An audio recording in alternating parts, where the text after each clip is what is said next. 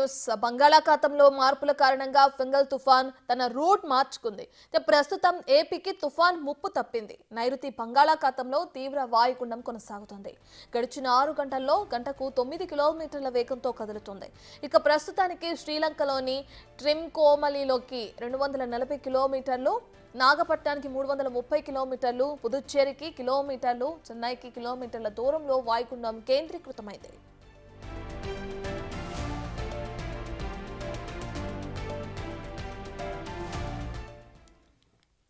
Right, ఇక ఇప్పటికే చూసుకుంటే ఫెంగల్ తుఫాన్ సంబంధించి ఏపీకి ముప్పు లేదని కూడా చెప్తున్నారు ఐఎండీ సంస్థ. దీనికి సంబంధించిన పూర్తి డీటెయిల్స్ అందించడానికి మా ప్రతినిధి రాజు లైవ్ లో జాయిన్ అవుతున్నారు. రైట్ రాజు, వాతావరణానికి సంబంధించి ఫెంగల్ తుఫాన్ ప్రస్తుతానికి ఏపీకి ఎటువంటి హాని చేయడానికి కూడా లేదు అని చెప్తున్నారు. సో అది దాని దిశ మార్చుకుంది, ఎటువైపుగా వెళ్ళనుంది?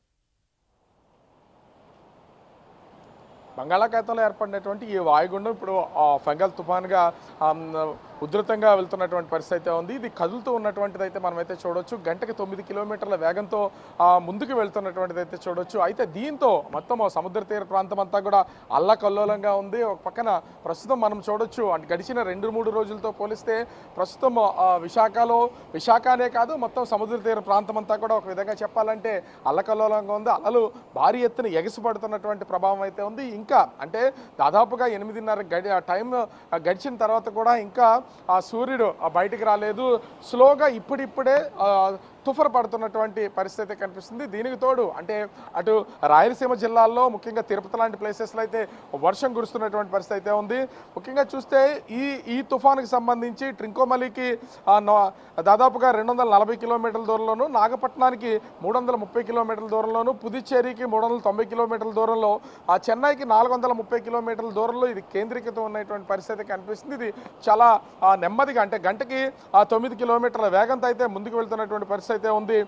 ఈ తుఫాను రేపు తీరం దాటే అవకాశం ఉందని చెప్తున్నటువంటి అంటే వాతావరణ శాఖ అధికారులు అయితే చెప్తున్నారు. ముఖ్యంగా తమిళనాడులో ఉన్నటువంటి కారైకల్, మహాబలిపురం మధ్యన ఇది తీరం దాటుతుందని, ఇంచుమించుగా అటు పుదుచ్చేరికి సమీపంలో తీరం దాటే అవకాశం ఉందనేది వాతావరణ శాఖ అధికారులు అంచనా వేస్తున్నటువంటి పరిస్థితి కనిపిస్తుంది. ముఖ్యంగా చూస్తే వాతావరణ ప్రభావంతో అటు ఆంధ్రప్రదేశ్కి ఎక్కువగా దీని ప్రభావం కనిపించకపోయినా కూడా అటు దక్షిణ కోస్తా వెంబడి, అదేవిధంగా రాయలసీమలోని కొన్ని జిల్లాల్లో భారీ వర్షాలు కురిసే అవకాశం ఉంటుందని వాతావరణ శాఖ అధికారులు అయితే తెలియజేస్తున్నారు. తుఫాన్ తీరం దాటే సమయంలో దక్షిణ కోస్తాలో ముఖ్యంగా సముద్ర తీర ప్రాంతంలో 45 నుంచి 65 కిలోమీటర్ల వేగంతో ఈ వీధురుగాలు వేస్తాయని చెప్తున్నటువంటి పరిస్థితి అయితే కనిపిస్తుంది. ఇప్పుడు కూడా అదే అంటే సముద్ర తీర ప్రాంతంలో భారీగా గాలులు వీస్తున్నటువంటి నేపథ్యంలో అటు అలలు కూడా ఎగసిపడుతున్నటువంటి పరిస్థితి అయితే ఉంది.